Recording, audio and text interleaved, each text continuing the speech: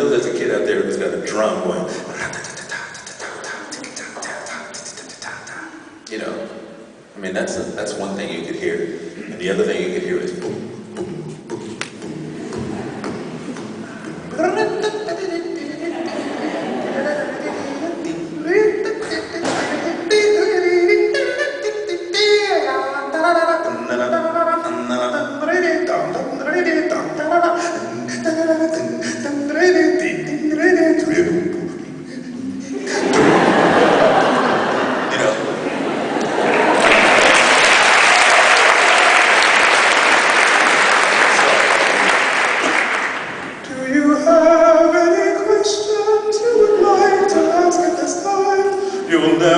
opportunity again. Never, never, never will you. Yes.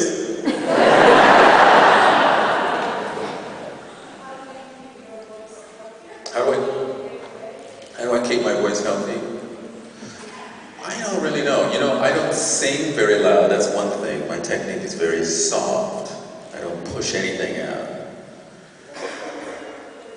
It doesn't always work the way I want it to. No. There are nights when my voice feels like mercury, and I can do whatever I want. It goes where I want it to go. And then there are nights where I feel like my mouth is full of sand, gravel, and mud. And what do? You know, you sing with the voice you've got. It's true. It's true. If you've got 10 notes that you can sing one night, you use those 10 to the best of your ability. If you've got 4 octaves, you sing with your 4. If you've got 2, you sing with 2. I've learned how to sing through all kinds of vocal weather conditions. You know, there are cloudy days, there are sunny days in your voice, there are days where it's raining in your voice, there's days when it's a thunderstorm going on. And you know, you just have to learn how to give your voice the appropriate shelter to sing in, and then you sing through that. You know, but every night doesn't work. I mean, I have nights that just, you know, I walk off stage and I don't feel good about the performance, but guess what?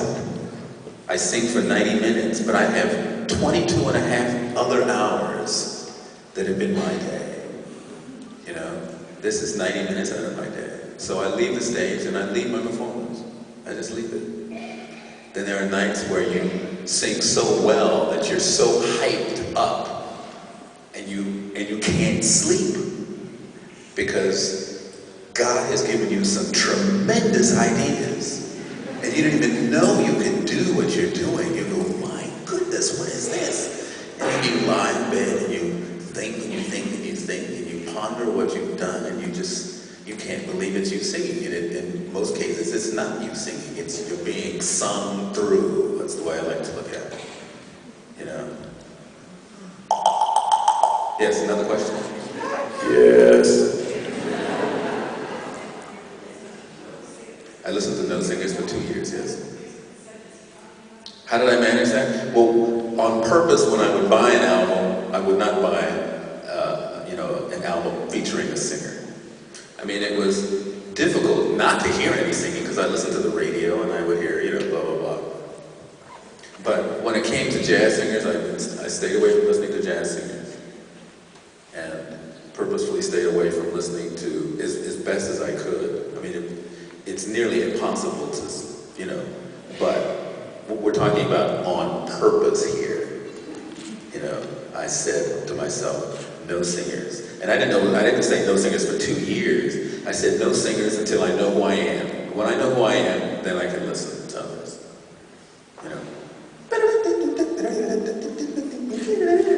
Yes.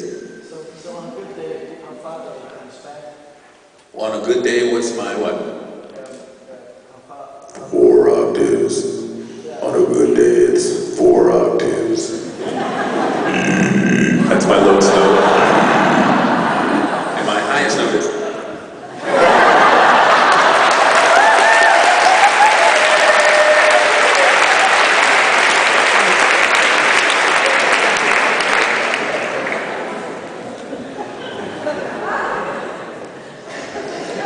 Now the...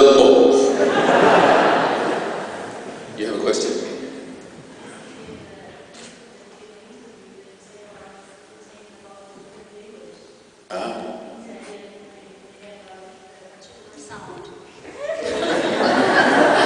say that, I say, oh, wow.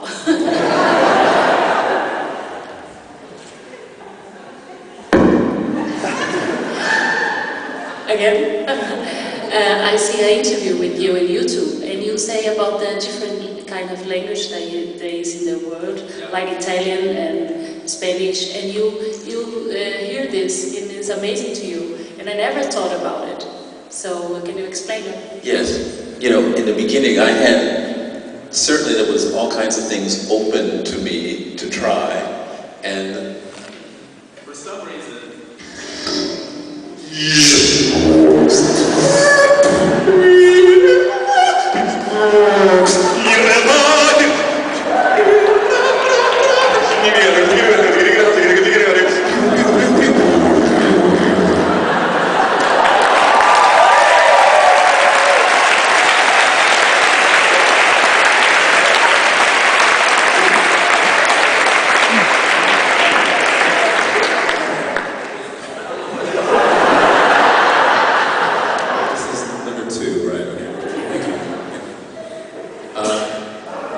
in the beginning, I was certainly interested in sound. You know, I was interested in how the notes came out, what they sounded like.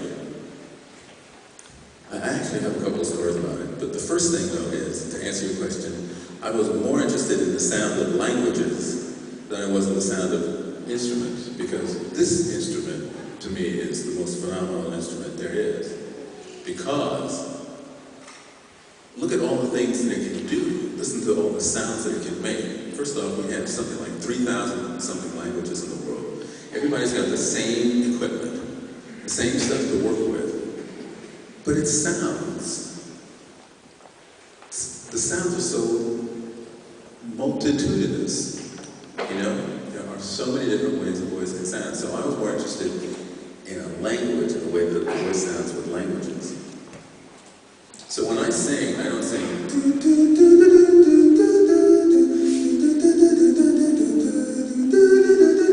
It's more interesting to me to go.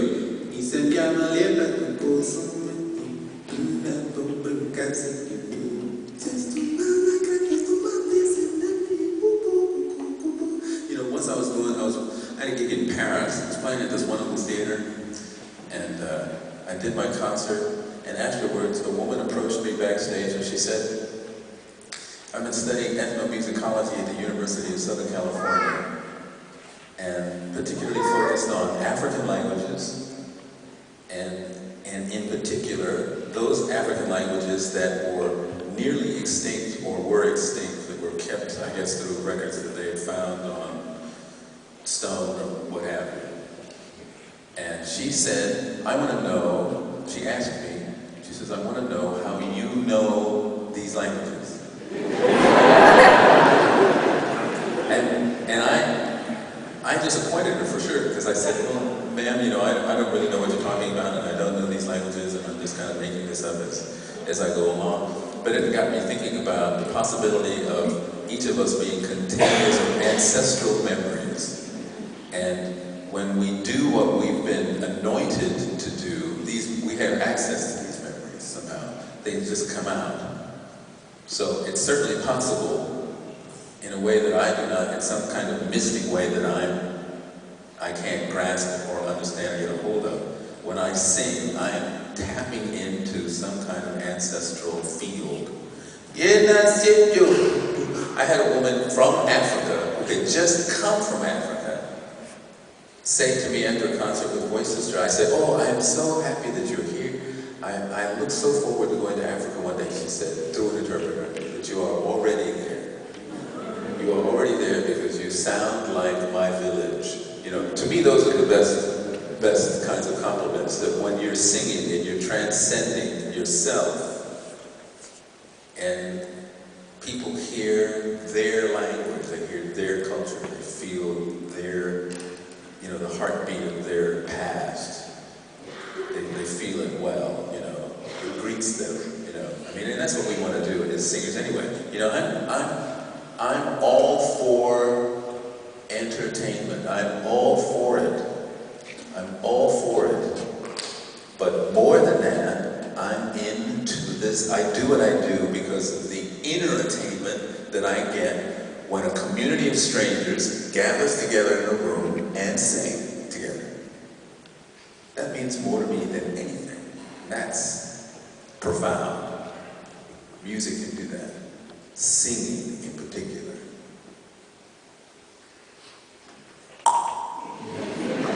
Okay, I sing some more, I do something with percussion. You play, I find it. Go.